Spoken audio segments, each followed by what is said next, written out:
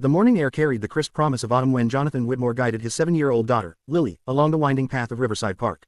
The sprawling estate he called home sat only blocks away, yet the journey felt like crossing an ocean. Every step was measured against the weight of silence that had clung to Lily for the past 3 years. Doctors in 3 countries had offered polished explanations, therapists had prescribed gentle routines, but no one had yet coaxed a single syllable past the invisible wall sealing her small, wounded voice away. Jonathan's cashmere coat flapped open as he walked, the same way his heart had flapped uselessly against despair since the night his wife died in the passenger seat while Lily, strapped in the back, watched the world shatter without making a sound. The accident had stolen more than a mother, it had stolen laughter from breakfast tables, bedtime songs, and the simple miracle of hearing his daughter ask for a glass of water. Today he had fled the mansion's echoing halls in search of any fragment of the life they once shared, because every crystal chandelier and marble staircase now felt like a monument to everything money could not fix. They reached the playground just as the sun lifted high enough to paint the swings in long, golden streaks. Lily's small hand tightened around his fingers, not a squeeze of excitement, but the cautious grip of a child who had learned that the world could break without warning. Jonathan crouched to unbutton her wool coat, and for a moment he studied the tiny constellation of freckles across her nose, the same pattern her mother teased looked like spilled sugar. He wondered if she remembered the joke, if memory lived somewhere beneath the quiet, but Lily's eyes merely tracked a squirrel skittering along a branch, as though human language belonged to some distant planet she no longer orbited. Other parents tossed cheerful greetings across the mulch, yet the Whitmore name acted like a pane of glass. People smiled and waved but kept a respectful distance, sensing the fortress of wealth and sorrow surrounding the pair. Jonathan felt the old helplessness crawl up his throat. He could buy entire blocks of Manhattan, but he could not buy the sound of his own child's voice. At the far edge of the playground stood a man Jonathan's security team would have catalogued as unknown, casually dressed, African-American, mid-30s, which only proved how useless catalogs can be. Marcus Bell was sketching in a battered spiral notebook balanced on one knee, glancing up occasionally to check on his niece, who clambered across the jungle gym with fearless delight. Years earlier, Marcus had been a street muralist before family illness forced him into double shifts at a Brooklyn grocery. Art had become the language he used when rent and grief left no space for words. He noticed the girl in the navy coat first, the way she hovered near her father yet seemed miles away, eyes wide as if listening to music no one else could hear. Something in her stillness reached across the playground, tugging at the same instinct that once guided his spray cans across brick walls, the need to answer a silent plea with color, rhythm, and hope. Marcus tore a page from his notebook, folded it once, twice, until it became a small, crisp paper airplane. He let it fly with a flick of his wrist. It looped once, then glided directly into Lily's path, landing at the toe of her patent leather shoe. She stared down, startled, then bent to retrieve it as though it were an artifact from another world.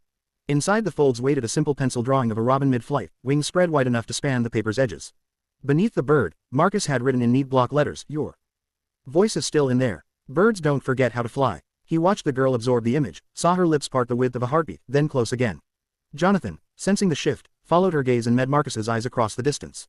What passed between them was not suspicion. Jonathan had long ago exhausted the currency of distrust, but recognition, the way 2 drowning men might recognize the shape of a rope. Lily carried the airplane back to the bench where Jonathan waited, unfolding it with deliberate care. She studied the robin, then angled the paper so the sun lit the graphite feathers. Her thumb brushed the sentence again and again until the letters blurred under gentle smudges. Jonathan felt the tremor in his chest, the dangerous rise of hope that had betrayed him many times before.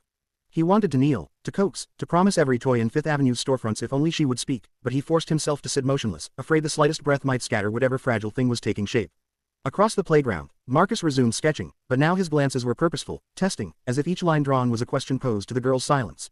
10 minutes later, Marcus's niece tumbled off the slide and demanded an audience for her new trick, so Marcus ambled closer, hands in his pockets, stopping a respectful yard from the Whitmores.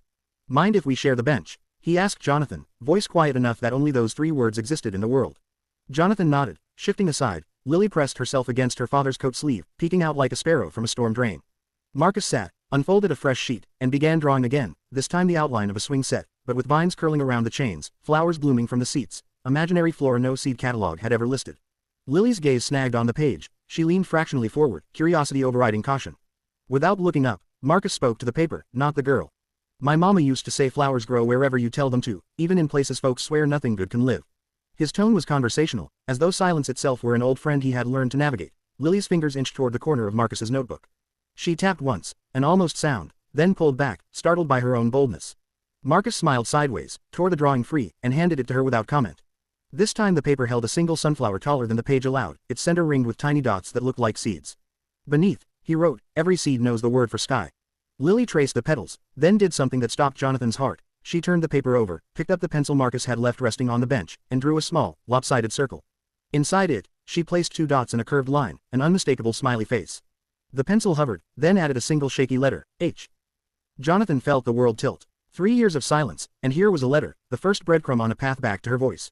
Marcus exhaled, slow and reverent, as though any sudden motion might scare the moment into flight. He took the pencil back, drew another circle beside Lily's, and added arms that reached toward her smiley until the two circles were holding hands. Then he wrote beneath, "Hello is where everything begins." Lily stared at the word, lips moving soundlessly, forming the shape of hello again and again. Jonathan's throat burned with unshed tears. He pressed trembling knuckles to his mouth to cage the storm. Around them, the playground noise faded, the squeak of swings, parental chatter, distant traffic, until only the scratch of pencil and the soft hush of breathing remained. Lily's hand rose, hovered near Marcus's sleeve, then settled lightly there, a question and an answer in one gesture. Marcus closed the notebook. "I used to be scared of quiet places," he said, still addressing the air between them rather than any one person, "until I learned they're just rooms waiting for music."